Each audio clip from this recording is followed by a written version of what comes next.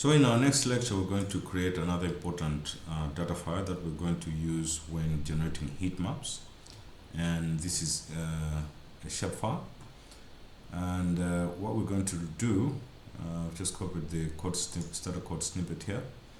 We're going to load our usual data, which is the household 2019 data, and then we're going to merge this data file with the household geo variables data file that we've also added to our folder. Now, the way we merge it, as we have also shown previously in our first course, is we use this page one-to-one case, right? In this case, since we have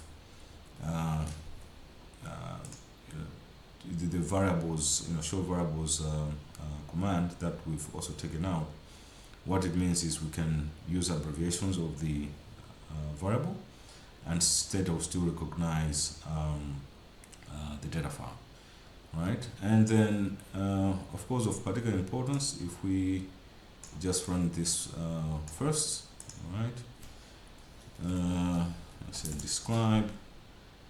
There are, if you could see, just to run this, we do have a good set of data that might also be important for our analysis, particularly looking at comparing regional disparities.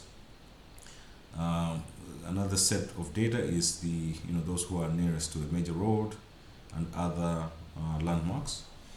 This could also be important to also see what's the spread, geographical spread of these instances in a particular district. And then also there's information related to temperatures. This is also important to also look at how particularly looking at the agricultural sector, how this might also impact the way they also plan in terms of cropping.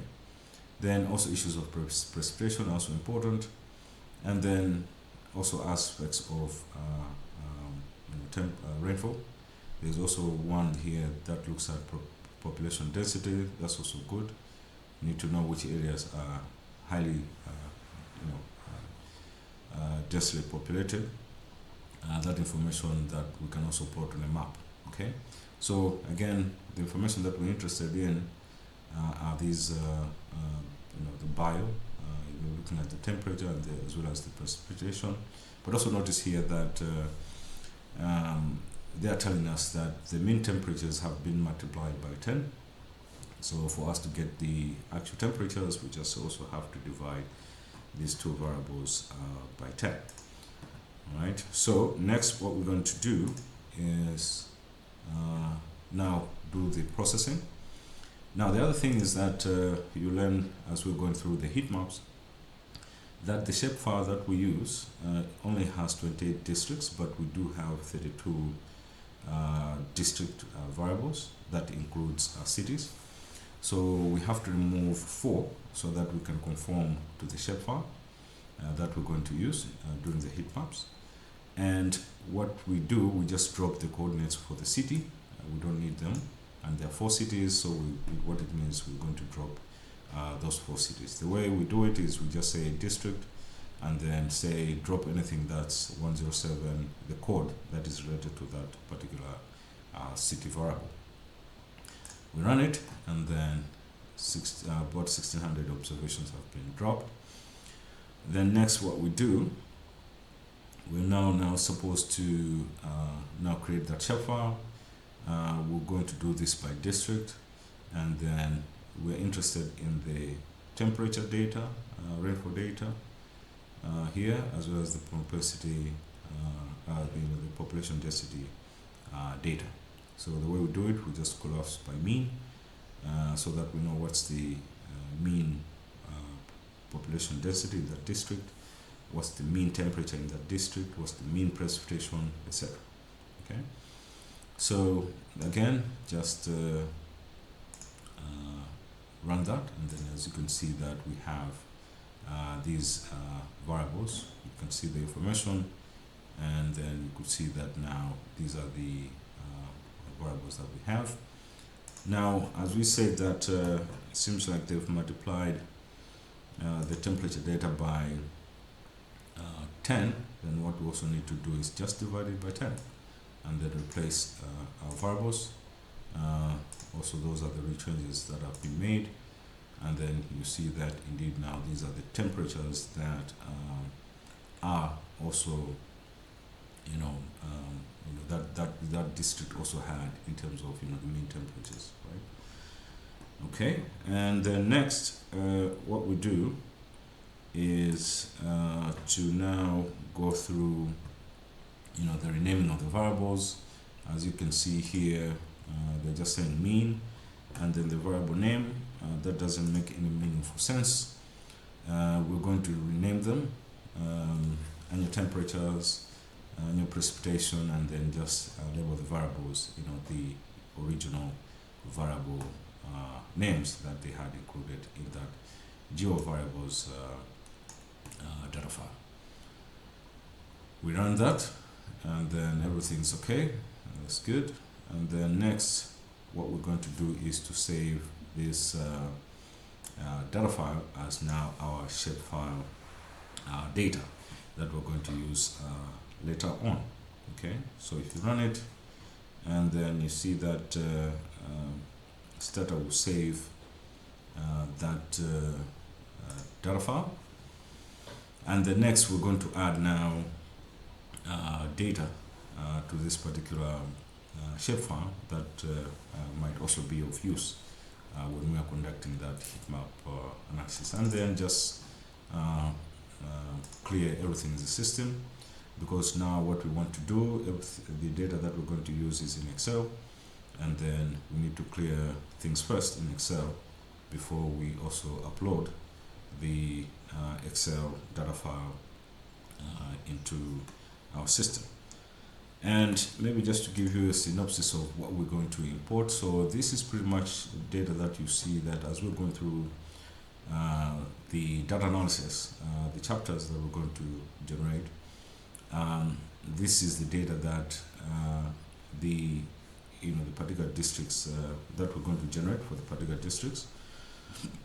There is poverty data, and this poverty data looks at this is all information that's been generated when we use the distributive analysis starter package DASP, and then the Gini coefficient as well. We're going to generate the Gini coefficient. Access to electricity data, we also have it by district. The use of fuel wood, of cooking fuel. We also look at the distribution by district. Those who use gas, charcoal, or paraffin for cooking, and then also other parameters that might also be of interest, like for example, how many people have access to credit in a particular district, how many people have access to a tarmac road, and then also which districts are affected by natural disasters, natural diseases, and also districts that also undergo economic impacts. Let's say if there's a price hike, which districts we should know that have been affected. Now, this data can only be meaningful if we plot it on a heat map and then compare what are the regional disparities, and then also just to compare economic impacts, and also those who use their land during the dry season. It has a bearing, because one of the challenges that Malawi has is they tend to rely on rain-fed agriculture. So that what it means is there's more use of the land during the rainy season, but now we want to see which districts now use the land more during the dry season, because we're looking at about 8 to 9 months, that period where land is left idle. So that also has a bearing on the cushioning the economic impacts. We also want to see how that that also affects the incidences of economic impacts. All right. So once that is done, I think we can upload our data. All right. You just run it, and then as you can see, these are the data that we did import. As you see, they're not pretty much named, but we can just now make sure that through our analysis we name them, and then this is just the command that we use to label all variables. All right, and then we're supposed now to merge this with the data file that we've already created, which is the ITS shapefile, right? And then you can just do the same, merge, and then see that indeed we have a good set of data that we're going to use when we are also creating heat maps based on this data. All right, so then what now remains? Again, I think one of the things that I wanted to mention, let me just take you back to the Excel file. The ID that we use, it relates to the ID that the shapefile is also going to generate, right? So this is also important. I'll also show you when we get to that section that you need to make sure that the ID that the shapefile has allocated to a particular district, it should also be similar here. So this is also the work that I did.